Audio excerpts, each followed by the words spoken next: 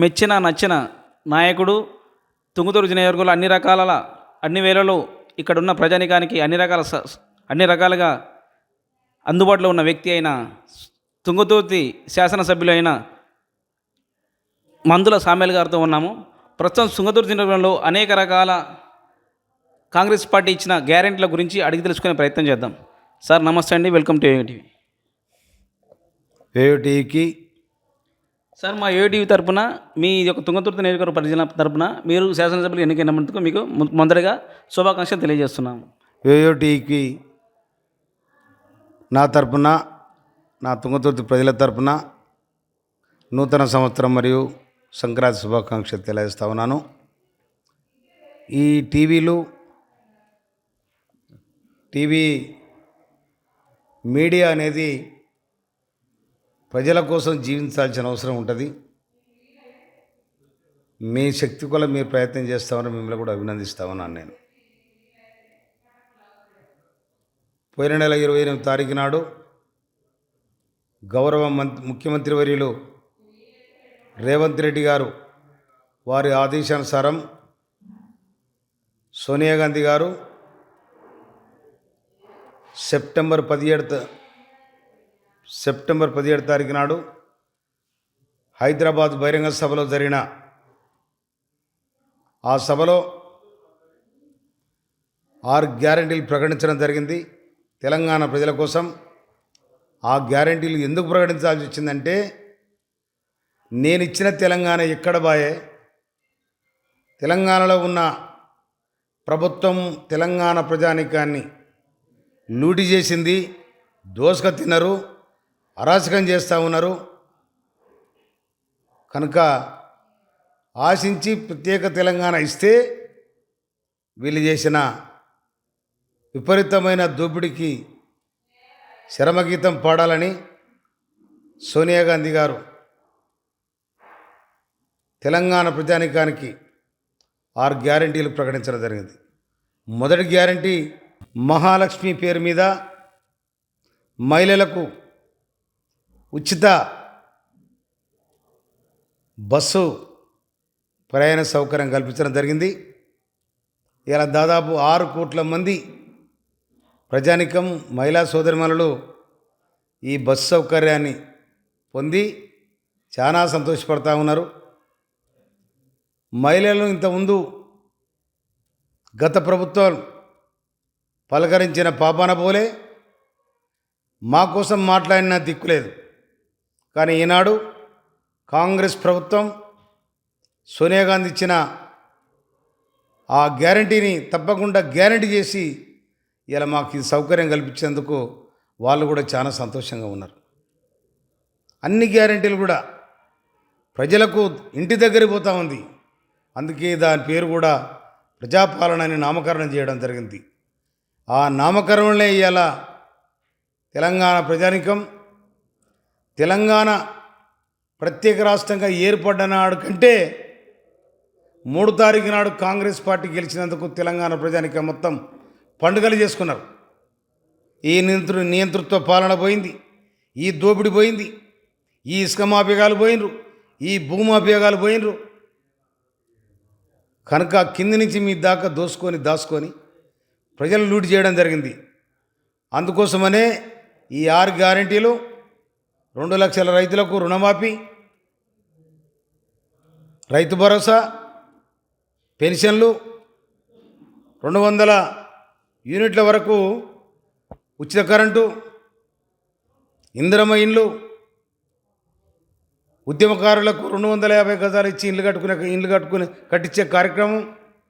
ఇవన్నీ కూడా బ్రహ్మాండమైన ప్రజల జీవితాలకు ఏది అవసరం ఉంటుందో ప్రజల జీవితాల నుంచి వచ్చినాయి. కాబట్టి ఇలా గవర్నమెంటు పక్క రేవంత్ రెడ్డి గారి నాయకత్వంలో 100 రోజుల గ్యారెంటీ చేస్తానని చెప్పి తప్పకుండా చేస్తారు. వాళ్ళు 2 గ్యారెంటీలు ఇలా మనకు అమలై ఉన్నాయి. సార్, ఇప్పుడు సంక్రాంతి సీజన్లో ఇంకా 2 ఇంప్లిమెంట్ చేస్తుంటారు, 2 పథకాలు. అవి ఏం చేస్తారు సార్? అది ప్రభుత్వం అనేది గోప్యంగా కూడా ఉంటుంది, ఆగమాగం ఉండదు. అది మనం ప్రకటించినట్టు చూద్దాం. సార్, అదేవిధంగా మీరు తుంగతుర్తి నియోజకవర్గంలో పొల్లు పొల్లు పొట్టు పొట్టు అన్నదానికంటే మీరు ఉంచిన మెజారిటీ కంటే అత్యధిక మెజారిటీతో గెలిచారు. దీన్ని మీరు ఏ విధంగా స్వీకరిస్తున్నారు? ఇది ప్రజా చైతన్యం. పోయిన ప్రభుత్వం మీద వ్యతిరేకత, మందుల సామెల్ కాంగ్రెస్ పార్టీ ఎప్పుడైతే కాంగ్రెస్ పార్టీ టికెట్ ఇచ్చిందో ముందుగా నాకు టికెట్ ఇచ్చిన కాంగ్రెస్ పార్టీకి చేతులెత్తి నమస్కరిస్తా ఉన్నాను. నేను ఈ ప్రాంత బిడ్డను, ఈ ప్రాంతంలో పుట్టినవాడిని. 22 సంవత్సరాలుగా ప్రతి ఊరు ప్రతి పల్లె నేను నడవని రోడ్డు లేదు, నేను తిరిగిన ఊరు లేదు. ప్రతి ఊర్లో నా చెమట సుక్క ఉంది, ప్రతి ఊర్లో నా కష్టం ఉంది. కనుక కాంగ్రెస్ పార్టీతో పాటు నా మీద అభిమానం కూడా ఉండి అన్నీ కలిసి వచ్చి వారి వ్యతిరేకత, కాంగ్రెస్ పార్టీ బలం, నా అభిమానం అన్నీ కలిసి ఇవాళ అర్ధ సెంచరీ దాటి నాకు మెజార్టీ ఇచ్చారు.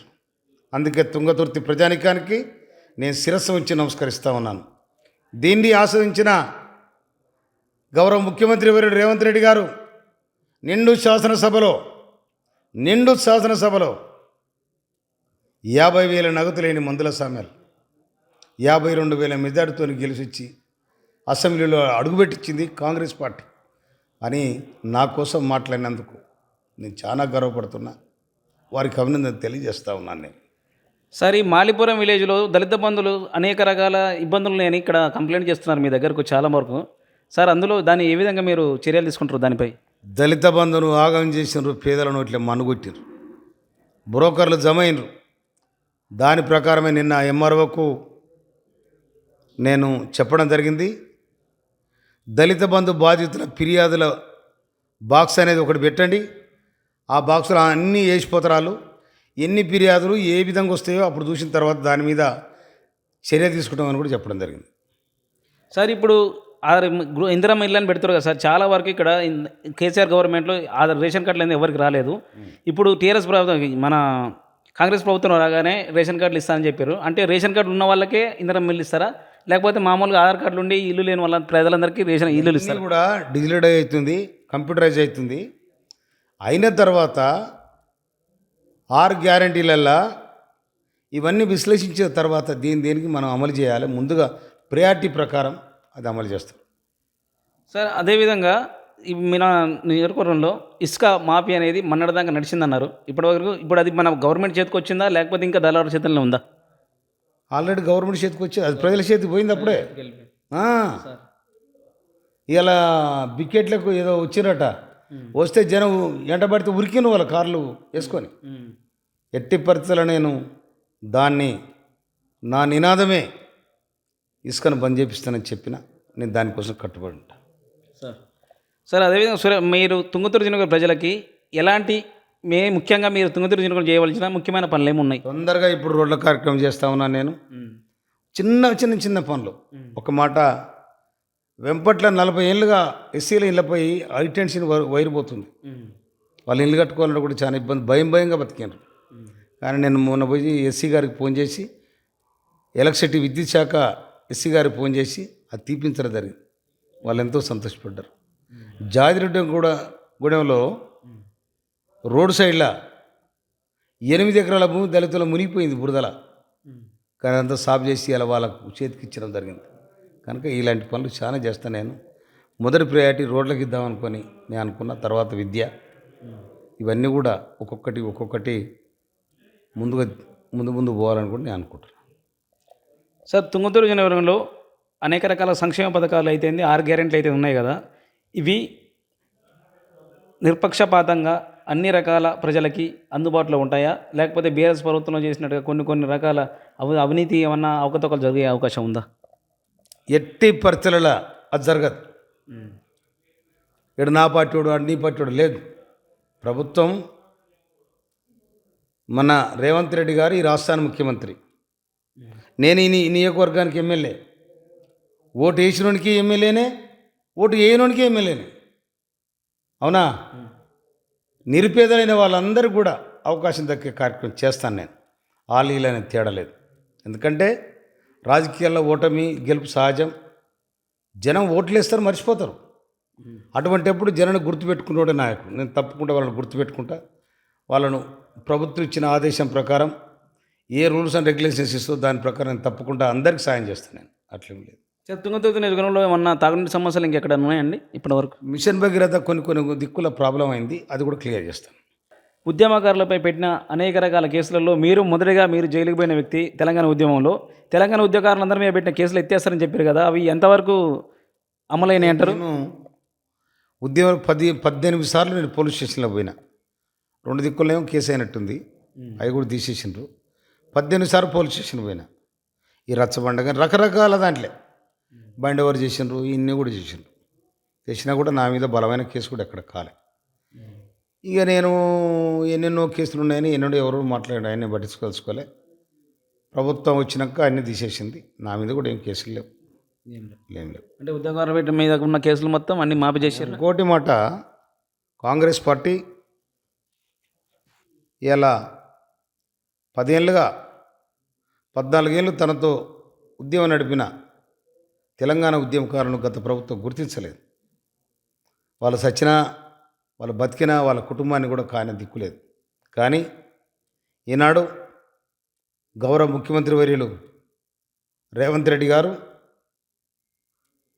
తెలంగాణ ఉద్యమకారులకు పోలీస్ స్టేషన్ల కేసైన, పోలీస్ స్టేషన్ల పేరున్న దానికో విధి విధానాలు తయారు చేసి ఉద్యమకారులందరికీ కూడా, దానికి అర్హత ఉన్న ఉద్యమకారులందరికీ కూడా 250 గజాల జాగా ఇచ్చి ఇల్లు కట్టియాలని కూడా ఈ 6 గ్యారెంటీలో ఒకటి.